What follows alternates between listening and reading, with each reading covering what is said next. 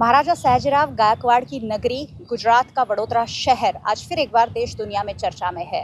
आज भारत में 3 राज्यों में विधानसभा का उपचुनाव हो रहा है, गुजरात, मध्य प्रदेश और बिहार।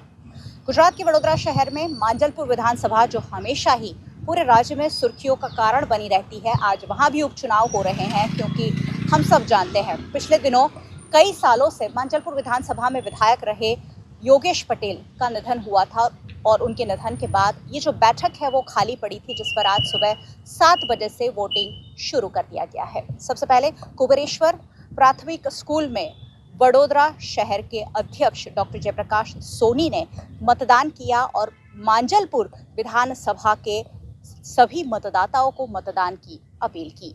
आज सुबह 7 बजे से मांजलपुर में 62 जगहों पर 260 मतदान केंद्रों पर मतदान शांतिपूर्ण रूप से शुरू हो गया है।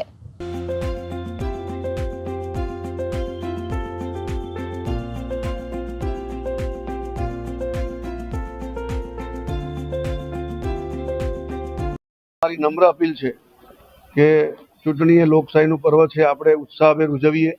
આપણો મત એટલો કિંમતી છે, આપણા મતની કિંમત એના કારણે દેશ અને રાજ્ય સશક્ત બનતું હોય છે।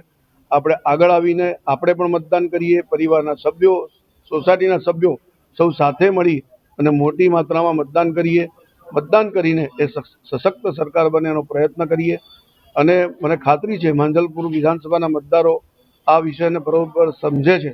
એટલા માટે જેવી રીતે સામાન્ય ચૂંટણીમાં મતદાન થાય એ જ પ્રકારનું મતદાન આ ચૂંટણીમાં પણ થવાની શક્યતાઓ છે।